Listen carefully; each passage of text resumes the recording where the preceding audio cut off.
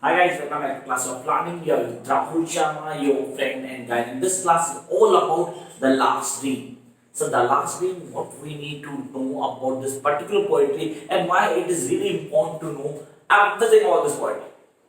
You must have seen that कि पूरा का पूरा बोर्ड भरा हुआ है. मैं नहीं चाहता कि इस पोएम का कोई भी टेस्ट मिस हो जाए आप लोगों से.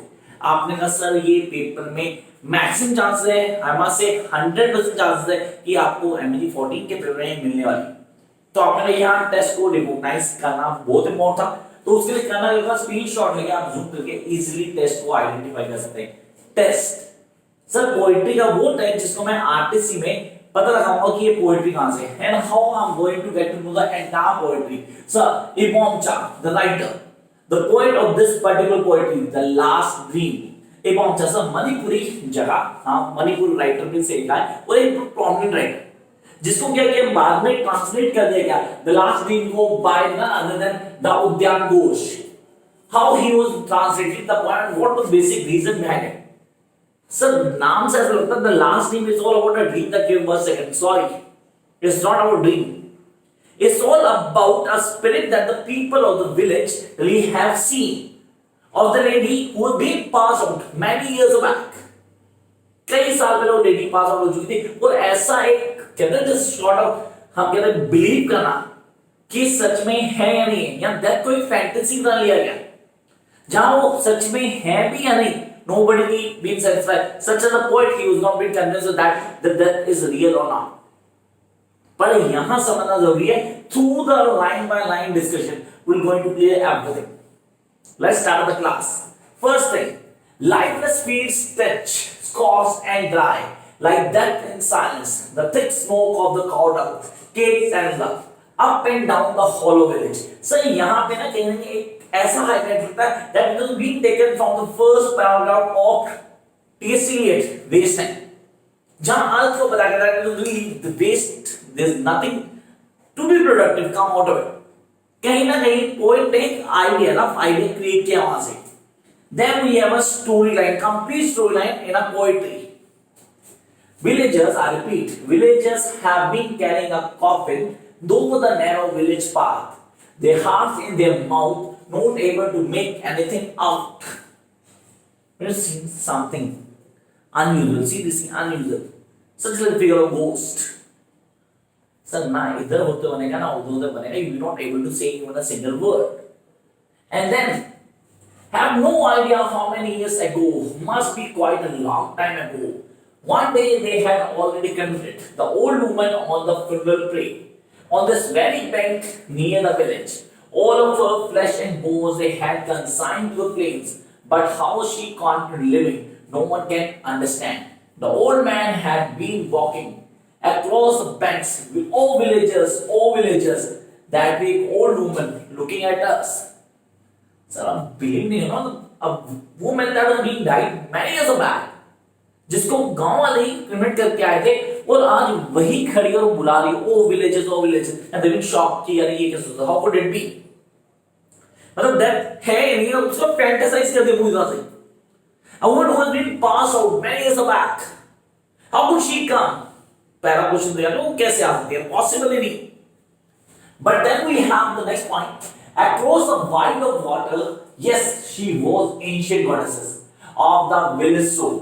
सर ये जो लाइन में yes she was ancient goddesses of the village. So ये कहीं ना कहीं कंफ्यूज कर दी. कहीं ना कहीं ना राइटर अपने आप को जस्टिफाई कर रहा है विद द फीलिंग्स और थॉट्स ऑफ विलेजर्स कि वो ऐसा मानते हैं कि ये गॉडेसेस है. जो चलता है ना हमेशा जो गॉडेसेस पैदा होती है ह्यूमन के साथ, ह्यूमन की तरह रहती है एंड देन पास आउट, लेकिन हमेशा उनके साथ होती है, उनके बीच होती है. ये उस कॉन्सेप्ट को इंट्रोड्यूस कर रहे हैं. Swimming across the water, she was brought to her former home. That can't be. That can't be. Here the question that was being raised by the poet himself. That can't be. That can't be. She had died many years ago. She cannot live any longer. Villagers rushed onward and put inside the coffin the vaguely staring old woman, though brought her, though the narrow village pass. So सारी चीजें सारी की सारी movement जो उस when she was died तो क्या proceeding की उस सारी की सारी प्रोसीडिंग बताई जाएंगी. अब Now building a funeral pyre, they have left the coffin atop. Then they have pressed her down, piling up log after all log. 100 tubs of the consuming verbs has sprung onto life. Village was in a circle. सबके सब उस cremated round में जहां पे उसको cremate किया गया था उसके चारों तरफ खड़े थे। तो आपने ऐसा जमाया गया था कि किसी बॉडी को ले जाके जलाया जाता है तो लोग चारों तरफ खड़े थे and watching the flames on body. The human was being burn, sorry the body was being burn. तो यहां उसको ऑब्जर्व किया था और उसी को उसने पूरी पोएट्री की फॉर्म एक्सप्लेन किया in this paragraph. Useless old woman, this is very big old woman, this is useless. Why would use the word useless? Because she was much older on the time. सब बहुत ज्यादा बूढ़ी हो चुकी थी, किसी के काम की नहीं थी। So she was not doing any productive work. So she was being useful to anyone. तो उसको useless बोला गया। The useless old woman, this is very big old woman, this is. The village was laid waste by her hunting ghosts she had sent. Haunting ghosts she had sent. मतलब कहीं ना कहीं ऐसा लग रहा है कुछ है. This is something that was being described in the particular poetry. The villagers say to one another, the old woman inside the fire become infiltrated. Sir, the woman inside the what was infiltrated. Reason? Whenever a word is spoken to her, she flings out her hand. जब उसके लिए कोई word बोलता था, she flings her hand. How could it be? Is it possible a dead body can move her hands? Or any part of her body is really now a dead body. और जब कोई चीज dead body बन चुकी है, nobody can expect anything, any sort of move from her. Plucking it out of the socket, at another word, the leg is flung out.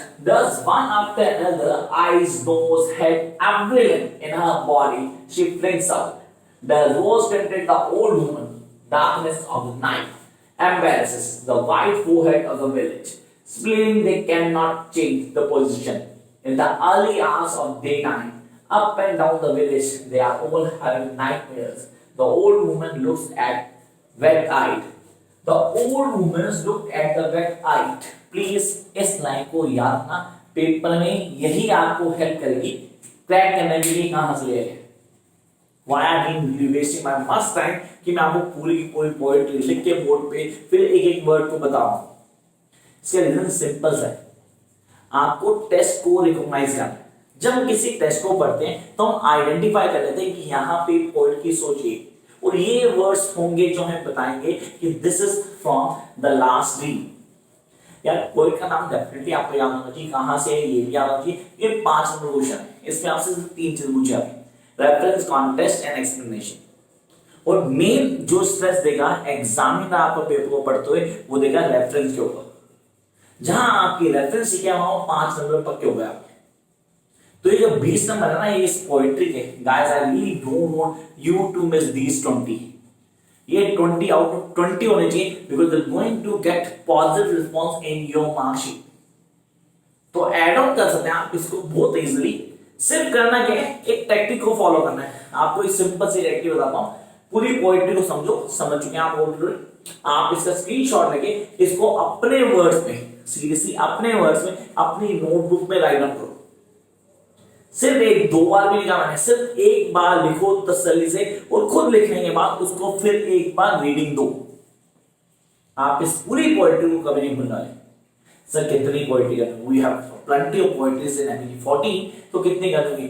Maximum 7 से 8 poetry deal करूंगा मैं आपके साथ, मैक्सिमम 7 to 8। हाँ definitely मैं सारी वीडियोस डालूंगा poetries की, लेकिन यहाँ पे मैं जो बोल रहा हूँ इस पेपर के लिए मैं कुछ 7 से 8 मैक्सिमम उसके ऊपर 1 और 9 बढ़ा दूंगा, उसके ऊपर नहीं जाने वाला मैं।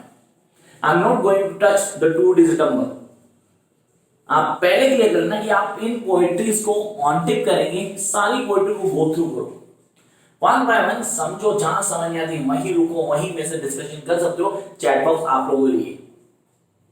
होपफुली आप आवाज में को नहीं है, आप लोग इजीली समझ पा रहे हैं और स्पीड भी थोड़ी स्लो है पहले से, तो इसको प्लीज फॉलो करें गाइस। और जो मैं पोएट्रीज बोल रहा हूं उनको प्लीज फॉलो करें। इससे पहले वाली वीडियो मैंने डाली थी, लेकिन उसको ऑन टिप करना, ये दूसरी चॉइस है मेरी, और तीसरी ट्री एंड द सेल्स वो मैं लेके आने वाला हूं मोस्ट प्रॉब्ली आज ही।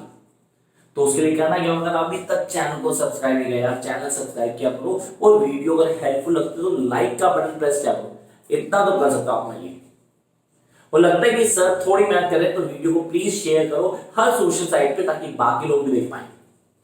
Till then, keep watching my videos. I'll be here for you guys with the most important topics for you. Bye.